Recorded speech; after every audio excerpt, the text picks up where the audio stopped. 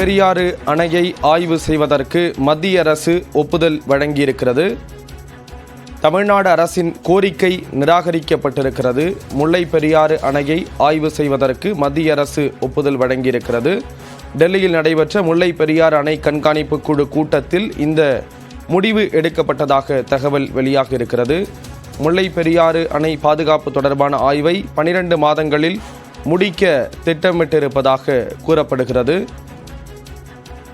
முல்லை பெரியாறு அணையை சிறப்பு குழு ஆய்வு செய்ய மத்திய அரசு ஒப்புதல் அளித்திருக்கிறது. தமிழ்நாடு அரசின் கடும் எதிர்ப்பையும் மீறி விரிவான பாதுகாப்பு மதிப்பீட்டுக்கு மத்திய அரசு அனுமதி வழங்கியிருக்கிறது. 2026ஆம் ஆண்டு வரை பாதுகாப்பு ஆய்வை ஒத்திவைக்க தமிழ்நாடு அரசு கோரிக்கை விடுத்திருந்த நிலையில் அது நிராகரிக்கப்பட்டிருக்கிறது. முல்லை பெரியாறு அணையை ஆய்வு செய்ய மத்திய அரசு ஒப்புதல் வழங்கியிருக்கிறது.